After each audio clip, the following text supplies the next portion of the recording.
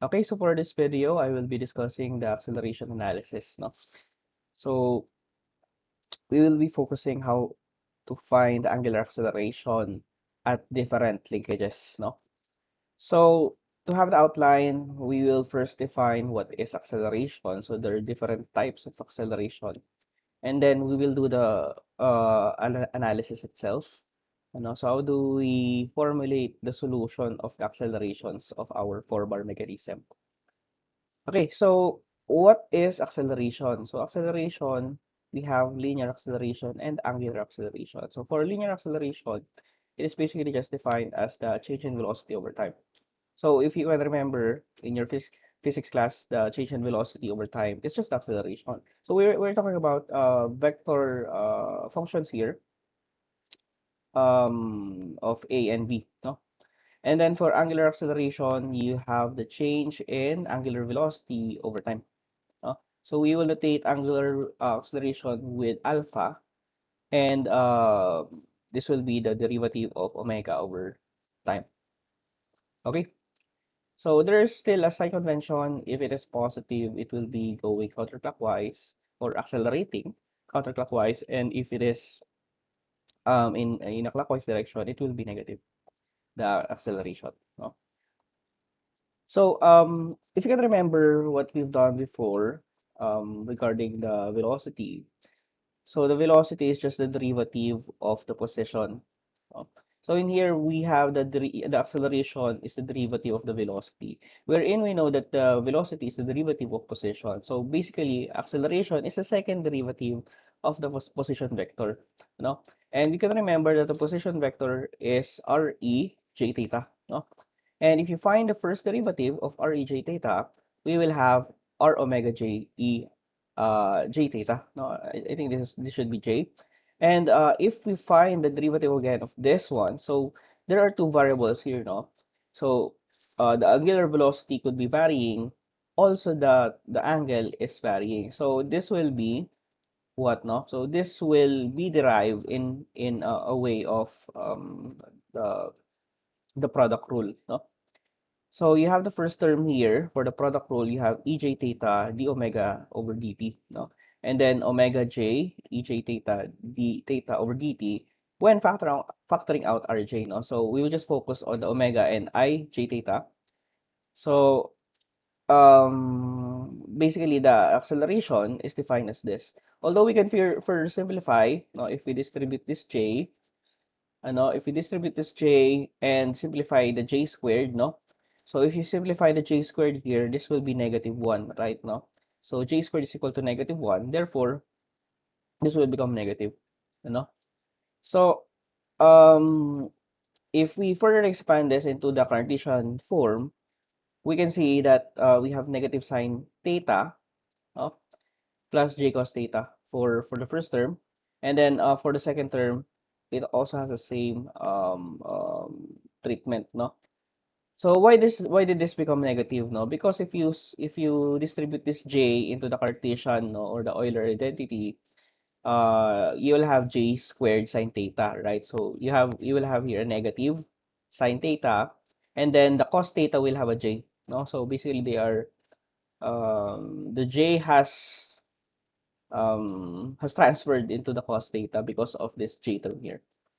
So now, we know, no, in physics, in your physics class, that the total acceleration is the sum of the tangential acceleration, no, and the normal acceleration, no.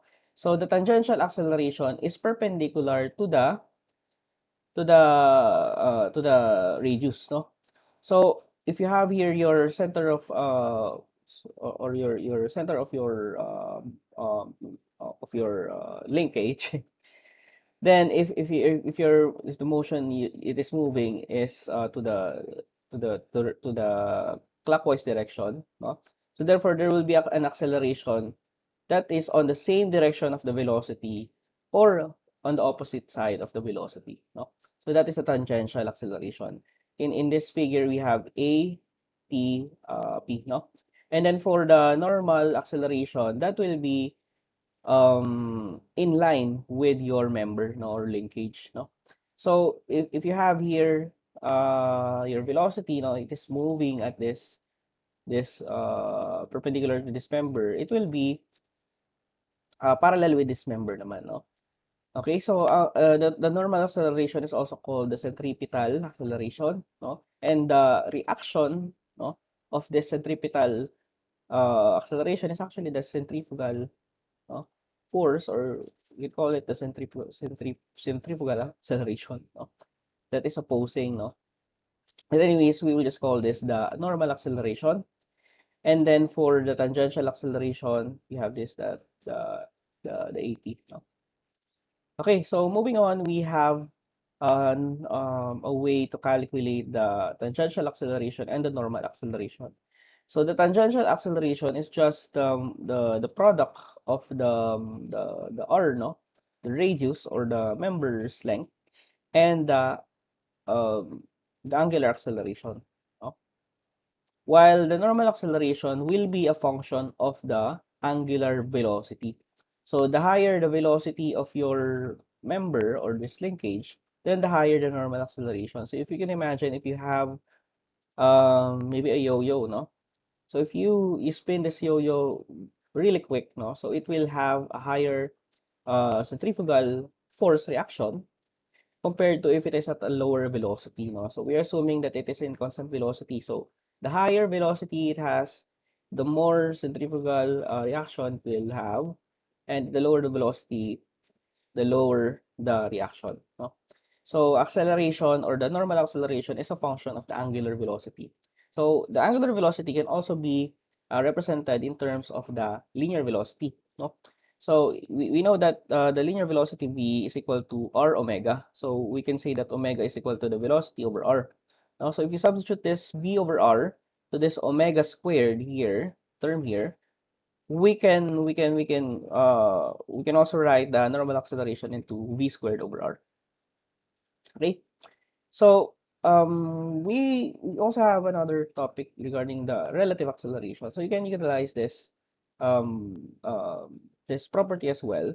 So if you have if your member is moving as well, no, it is not only in pure rotation, it could be moving by some acceleration, then it will have a relative acceleration, no?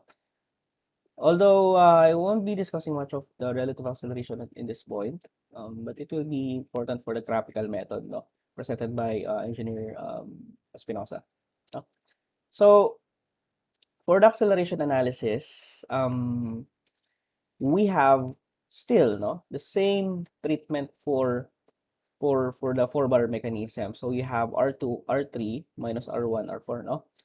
So we will just add here the angular acceleration. So previously we don't have an acceleration. So we are assuming that the velocity might be constant, no?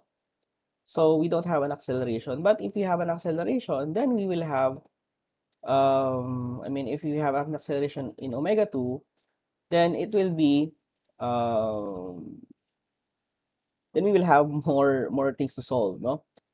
But basically, even if you don't have an angular acceleration at point 2, no, or point A, or this link 2, then it will still have, no, there will still be an angular acceleration for R4, no, and R3, no.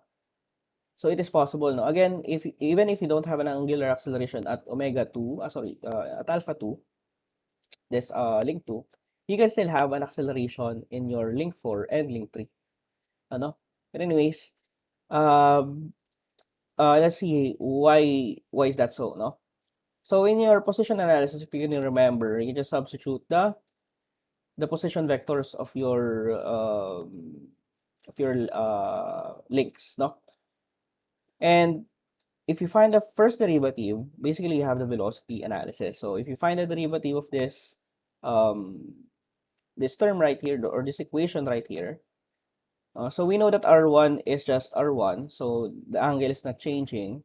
So R1 will be cancelled out upon derivation, since all of these are constants. No, R1 and theta is constant, theta 1 is constant. So you will have this three terms here for R2, R3, and R4 respectively. And then you can factor out the J here if you want. or you can make it, or you can let this j here, right? So they are the same thing basically. So moving on, if you want to find the acceleration analysis, then you can find the second derivative, no, of your velocity analysis equation. So if you find a second derivative, you will have a product rule again, no? So product rule, you have two variables here. So the angular velocity will vary, the angle, no, will also vary. So you have a product rule of this omega 2 and theta 2. So you can just factor out JR2 if you want, no? You can just factor this out and then find the product rule of omega 2 raised to j theta 2, no? But anyways, we have already the solution here below for the second derivative of the position vector, no? Or the position equation. So we can further simplify this one, no? So the j squared can be simplified into -1, no? And then we can transpose, sorry, we can group this properly so that the positive will be at the front, or the tangential acceleration will be at front, and then the second term will be the normal acceleration, no? Okay, and then if you solve this one similar to what we've done before, which is a very long process, no, for this one. As you can see, this is a very long process already. We can separate the real component and the y component. So basically, the real component is the real part is the part wherein there is no j, no j on the terms, no. So you can group this one, and then you don't have the j terms. That will be the real component. And if the one that has the j term will be the imaginary part, no. So simultaneously solving these equations, no, so you have to solve this again. We have a very long equation, no, this monster of an equation, to find the angular acceleration at link 3 and the angular acceleration at link 4. So for link 3, you have CD minus AF over AE minus BD. So what is this, no? So this is not a line, no? So this is not a line. Usually this is way not to notate lines or maybe a link. But these are actually separate computations, no? So your A here, for example, will be R4 sine theta 4. B will be R3 sine theta 3. And then C will be this, D and E and F, no? So you have to first compute A, B, C, D, E, F, and then substitute the values CD minus AF over AE minus BD. So basically, this is just a way, to make things much more compact and much easier to remember, ano? So you can find the angular acceleration at this link 3, and you can also find the angular acceleration at link 4. Okay, so given, or what I'm trying to say here is, let's say the angular acceleration at point 2 is 0, no? For example, there's no acceleration at point 2. So the driver, for example, this link 2, which is usually the driver, doesn't have an acceleration, will point will link 4 and link 3 also have an acceleration. As we can see here, even if this is 0, no? So if your angular acceleration at this point is 0, then it will still be okay, no? So let me just have a laser pointer, no? So if this is 0, so we'll still have a value here, no? If this is 0 as well, so there are a lot of variables that affect the angular acceleration. So as you can see, if you want to, let's say, find the angular acceleration at 4, no? So it is a function of A, B, C, D, E, F. So A, B, C, D, E, F are a function of all the angles, no? So you have theta, theta 1 is not included, no? But most of the angles, so you have theta 4, theta 3, and theta 2, no? And then you need all the lengths, so R2, R3, R4. You also need the angular acceleration, angular velocities. So you need omega 2, omega 3, omega 4, no? And then you also need at least one angle, which is alpha 2, no? So you need alpha 2 to get everything else, no? It is quite challenging. So basically, if you want to solve for the angular acceleration or the acceleration, no, you need to find the angles and the angular velocities, no? That's a lot of work, no? So usually we can just use, or we can implement this actually in a computer to make things much easier, no? But Unfortunately, this isn't much of a computer class, no, or a programming class. But you can actually program this one. No, you can automate this process. You can simulate the behavior of a four-bar mechanism. No, you can solve analytically the accelerations, no, of your linkage. No, assuming that you have some scenario. No, so as you can see, it is much complicated for analytical method compared to the graphical method. No, there's a reason for that. Ano? So graphical method really gives us a way to make things much more easier. Even numerical methods, no, much easier way, no.